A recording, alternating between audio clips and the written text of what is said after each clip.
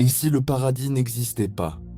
Depuis que l'homme a levé les yeux vers le ciel et qu'il a pris conscience d'une vérité difficile à accepter, celle de sa propre fin, une question revient sans cesse.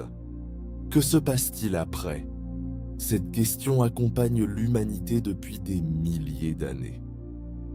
Face à la peur de disparaître, chaque civilisation a imaginé une réponse.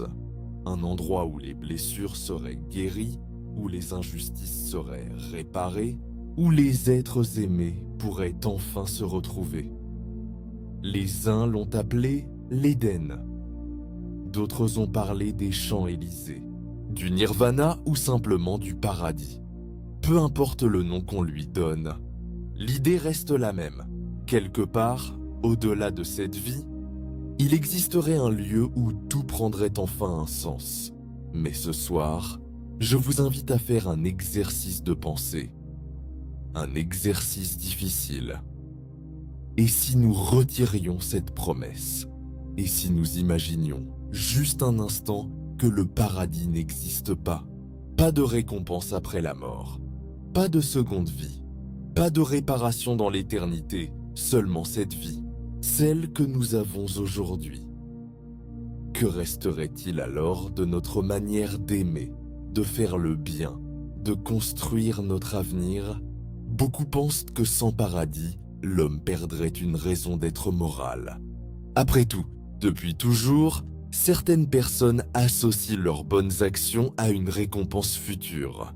Faire le bien pour être récompensé. Éviter le mal par peur d'une punition.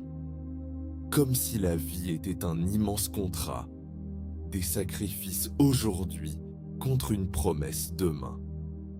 Mais supprimons cette récompense. Que devient alors la bonté humaine? Et c'est peut-être là que quelque chose de profondément beau apparaît. Imaginez une personne qui aide un inconnu dans la rue. Elle ne sera peut-être jamais remerciée. Personne ne connaîtra son geste. Aucun livre céleste ne viendra enregistrer son acte. Elle aide simplement parce qu'un autre être humain souffre. Et cette action devient alors encore plus pure. Elle n'est plus motivée par un intérêt futur. Elle existe uniquement parce que la compassion existe. Peut-être que l'absence de paradis ne détruirait pas la morale. Peut-être qu'au contraire, elle révélerait la forme la plus authentique de notre humanité. Elle transformerait l'homme qui fait le bien pour obtenir quelque chose en un homme qui fait le bien simplement parce que le bien mérite d'exister. Mais il existe une autre conséquence à cette réflexion. Si le paradis existe, certains peuvent être tentés de voir cette vie comme une simple étape temporaire. Une salle d'attente avant la vraie existence. On supporte certaines injustices. On reporte certains rêves. On accepte parfois de ne pas vivre pleinement aujourd'hui en se disant que tout sera réparé plus tard. Mais si le paradis n'existe pas, alors cette vie change complètement de valeur. Elle n'est plus un brouillon. Elle devient l'œuvre originale. Le seul livre que nous avons réellement entre les mains. Un coucher de soleil devient précieux parce qu'il ne reviendra jamais. Exactement de la même manière. Un moment partagé avec ceux qu'on aime devient précieux parce qu'il est fragile. Un rêve réalisé devient précieux. Parce que notre temps est limité, ce qui est rare devient précieux. Et notre existence est peut-être la chose la plus rare que nous possédons.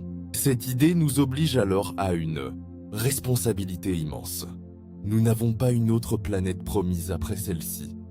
Alors cette terre devient notre maison définitive. La manière dont nous la traitons compte. La manière dont nous traitons les autres compte.